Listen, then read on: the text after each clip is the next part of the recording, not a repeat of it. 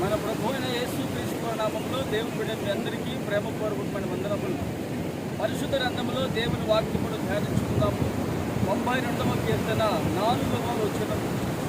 ఎందుకనగా యెహోవా నీ కార్యము చేత నీవు నన్ను సంతోషపరుచుచున్నావు, నీ చేతి పనులు బట్టి నేను ఉత్సహించుచున్నాను. ఆమేన్. ప్రియమైన దేవుని బిడ్డలారా, ఆయన కార్యములు అనేవి లెక్కకు విస్తారముగా ఉన్నాయి. ఈరోజు నీ జీవితంలో దేవుని కార్యము జరుగునుగాక. ఆయన కార్యము చేయగా దాన్ని ఎవరు కూడా ఆపలేరు. ఆయన కార్యము మూసివేయగా దానిని ఎవరు కూడా తెరవలేరు. ఆయన కార్యము ద్వారా మన జీవితంలో యేసయ్య సంతోషాన్ని కలుగు చేస్తాడు.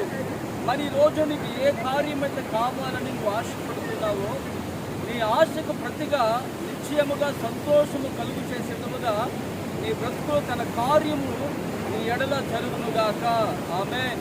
మరి చాలామంది కార్యము జరగకపోతే దేవుని దూషించి దేవుని అవమానకరంగా మాట్లాడి ప్రభువుని విడిచిపెట్టి వెళ్ళిపోతుంటారు. చూడారా, నా యేసయ్య నీ జీవితంలో దైవ కార్యము జరిగించాలంటే నీవు ఆయన మీద నమ్మిక పెట్టుకోవాలి.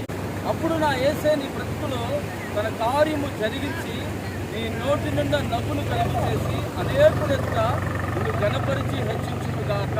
ఆమేన్. ప్రార్థన చేసుకుందాం. ప్రేమగల తండ్రి, పరిశుద్ధుడా, స్తోత్రం చెల్లిస్తున్నాం నాయన. నీవు కార్యము చేయగా దానిని ఎవరు కూడా ఆపలేరు. మహిమగల నీ కార్యము నాయన నీ బిడ్డల బ్రతుకులో మీరు జరిగించండి. ఆ కార్యము ద్వారా వారు సంతోషపరచబడుదురుగాక. ఆ కార్యము ద్వారా నీ బిడ్డలు ఉత్సాహ సంతోషములు కలిగిన వారై నీ నామమును స్తుతించేటువంటి భాగ్యము కలుగు చేసి మహిమ పొందుకోమని యేసు నామమున ప్రార్థిస్తున్నాను తండ్రి. ఆమేన్.